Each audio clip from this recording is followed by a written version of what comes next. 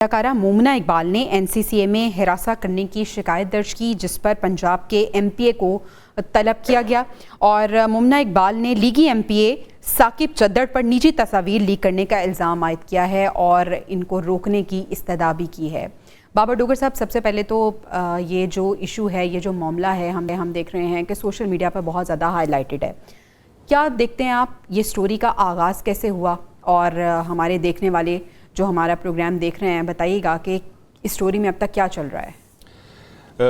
میری آج مومنہ اقبال سے بات بھی ہوئی ہے۔ اچھا، بڑی ڈیٹیل سے بات ہوئی اور انہوں نے بہت ساری چیزیں جو ان کو کلیئر کیا۔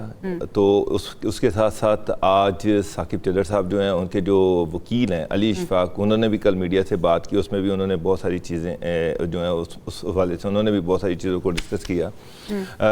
یہ کہا جا رہا ہے کہ 2020 سے مومنہ اقبال اور ثاقب چدر کے تعلقات تھے اور 2025 تک 5 سال ان کے تعلقات رہے اور اس کے بعد الٹیمیٹلی یہ تعلقات ٹوٹ گئے۔ تو مومنہ اقبال جو ہیں وہ اس کو مانتی ہیں، وہ تو یہ کہہ رہی ہیں کہ بالکل ہمارے تعلقات تھے اور میں شادی بھی کرنا چاہتی تھی، اور 2025 میں میں نے ہی ثاقب جو چدر ہے ان سے یہ کہا، جو MP ہیں نون لیگ کے، ان سے یہ کہا کہ آپ ان کا رشتہ لے کے آئیں، لیکن بعد میں پتہ چلا کہ وہ شادی شدہ ہیں، ان کی ایک بیوی بھی ہے اور اس کے بعد ان کی 2 شادیاں ہوئی ہیں اور انہوں نے یہ شادیاں مجھ سے چھپائے رکھیں۔ اس کے ساتھ ساتھ اشفاق صاحب جو ہیں، انہوں نے اپنا جو میڈیا سے بات کی، جو ثاقب چدر صاحب کے وکیل ہیں، انہوں نے الزام لگایا کہ جی انہوں نے بڑی قیمتی گاڑیاں، کروڑ روپے کی گاڑیاں گفٹ میں لیں، ان کے پاس اس کے ثبوت ہیں۔ اس کے ساتھ ساتھ فورن ٹورز بھی ہیں، لوکل ٹورز بھی ہیں، 5 اسٹار ہوٹلز میں بھی ٹھہرے، بڑی کلوز انٹیمیسی تھی ان کی آپس میں۔ اور اس کے بعد انہوں نے یہ کہا کہ میں اس چیز کو اگلے دنوں میں آ کے مزید ایکسپوز کرتا جاؤں گا چیزوں کو۔ ان کی ایک طرح کی تھریٹ ہے کہ آنے والے دنوں میں مومنہ کے حوالے سے میں چیزوں کو مزید ایکسپوز کروں گا۔ ان کی بہن جو ہے رمشا اقبال، انہوں نے بھی آج کل ایک میڈیا سے بات کی، اس پہ انہوں نے کہا کہ جی 1 جون کو ان کی شادی ہونے جا رہی ہے اور یہ جو ٹون ہے کہ میں آنے والے دنوں میں مزید چیزوں کو لیک کروں گا، ایکسپوز کروں گا، اس کا مطلب یہ انہوں نے یہ الزام لگایا کہ میری شادی، ان کی شادی کو توڑنا چاہ رہے ہیں۔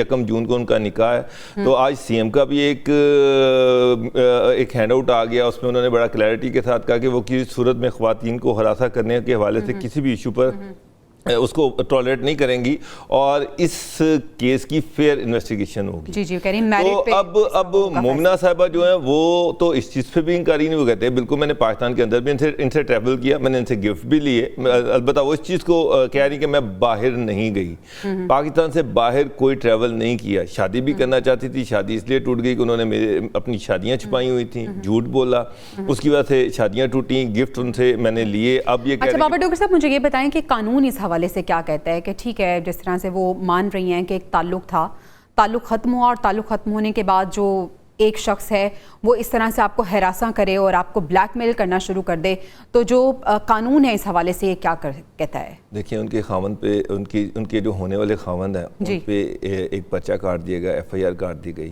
وہ یہ کہہ رہی ہیں کہ مجھے تھریٹس کی گئیں، مجھے قتل کی دھمکی دی گئی، یہ تک آ گیا کہ میرے سے شادی نہیں کرو گی تو میں خود کو بھی ختم کر لوں گا اور تم کو بھی ختم کر دوں گا۔ اور اس کے ساتھ ساتھ ان کی وائف جو ہے ثاقب چدر صاحب کی، انہوں نے بھی ان کو دھمکیاں دی فون کر کے۔ تو تعلقات تھے، ختم ہو گئے، اس کے بعد یہ کہہ دینا کہ میں یہ تمہیں کوئی دوسری شادی نہیں کرنے دوں گا، جی میں تمہیں مار دوں گا، خود بھی ختم ہو جاؤں گا۔ تو یہ وہ کہہ رہی ہیں کہ میرے پاس ایویڈنسز ہیں۔ کل دونوں نے NCCA میں دونوں نے اپنے اپنے ایویڈنسز دیے ہیں، اپنے اپنے موبائل دیے ہیں، موبائل کا فرینزک ہوگا، ایویڈنسز جو ہیں ان کی جانچ پڑتال کی جائے گی۔ اس کے ساتھ ساتھ جو انہوں نے ایلیگیشن لگائے ہیں مومنہ اقبال نے، اس پر ان کے جو وکیل ہیں انہوں نے 7 دن کا ٹائم مانگا کہ 7 دن کے بعد میں اس کا جواب جمع کروائیں گے۔ تو چیزیں انویسٹیگیٹ ہو رہی ہیں، چیزیں آگے جا رہی ہیں، لیکن آپ دیکھیں اگر کسی کے ساتھ تعلق تھا، اگر گفٹ دیے، اگرچہ کہ وہ بھی مانی کہ مجھے گفٹ دیے گئے، لیکن جس طرح سے اشفاق صاحب نے کہا کہ 5 کروڑ سے زیادہ کے گفٹ دیے گئے، گھڑی چوری کر لی، یہ سارا کچھ کر لیا، انہوں نے کہا جی 5 کروڑ کے تو نہیں تھے، وہ 70 لاکھ کی بات کر رہے ہیں۔ سوسائٹی میں یہ ایک نیا ٹرینڈ بن چکا ہے کہ پہلے تعلق بنایا جاتا ہے، تعلق جوڑا جاتا ہے، اور جب تعلق ٹوٹتا ہے تو پھر ایک دوسرے کی کردار کشی کی جاتی ہے۔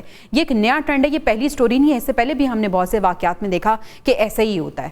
دیکھیں، تعلقات تھے، تعلقات ہوتے ہیں गिफ्ट بھی دیے جاتے ہیں. اس وقت گفٹ دیے جا رہے ہیں, اب تو کوئی گفٹ نہیں دے رہے نا, اسی وقت دے رہے تھے. تو کوئی گن پوائنٹ پہ تو گفٹ نہیں لیا ممنہ نے ان سے, بالکل صحیح, گفٹ انہوں نے دیے, انہوں نے رکھ لیے. اب یہ کہنا کہ مجھ سے کروڑوں روپے کے گفٹ لیے گئے, تو آپ کیوں دے رہے تھے؟